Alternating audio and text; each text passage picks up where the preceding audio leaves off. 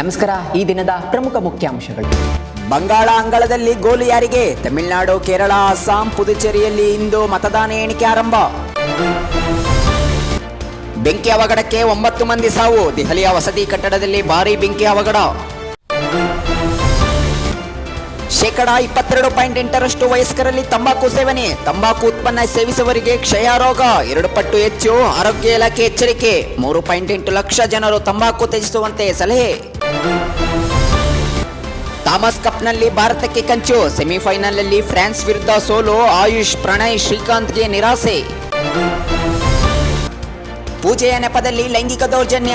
ಜ್ಯೋತಿಷಿ ವಿರುದ್ಧ ದೂರು ನೀಡಿದ ಬ್ಯೂಟಿಷಿಯನ್. ಚನ್ನಮ್ಮಕೆರೆ ಅಚ್ಚುಕಟ್ಟು ಪೊಲೀಸ್ ಠಾಣೆಯಲ್ಲಿ ಎಫ್ಐಆರ್.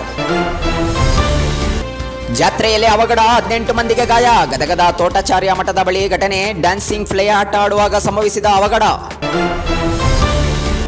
53 ಲಕ್ಷ ನಗದು ಚಿನ್ನಾಭರಣ ವಶಕ್ಕೆ. ಛತ್ತೀಸ್ಗಢದ ಮದ್ಯ ಹಗರಣ ಕುರಿತು ಇಡಿ ದಾಳಿ. 2023ರ ಅವಧಿಯಲ್ಲಿ ನಡೆದಿದ್ದ ಅಬಕಾರಿ ಇಲಾಖೆಯ ಹಗರಣ.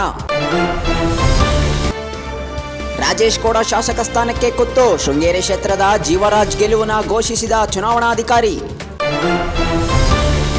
165 ಗಡಿ ದಾಟಿದ ಬೀನ್ಸ್ ತರಕಾರಿ. ತಾಪಮಾನ ಏರಿಕೆ, ಮಳೆ ಕೊರತೆಯಿಂದ ಗಗನಕ್ಕೇರಿದ ತರಕಾರಿ ದರ.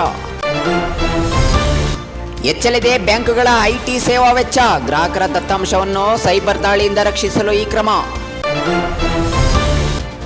ಎಸ್ಐಆರ್ ವಿರುದ್ಧ ಹೋರಾಟದ ಎಚ್ಚರಿಕೆ. ಅರ್ಹ ಮತದಾರರನ್ನು ಪ್ರಜಾಸತ್ತಾತ್ಮಕ ವ್ಯವಸ್ಥೆಯಿಂದ ಹೊರಗಟ್ಟುವ ಸಂಚು. ಸಾಮಾಜಿಕ ಕಾರ್ಯಕರ್ತರ ಹೇಳಿಕೆ.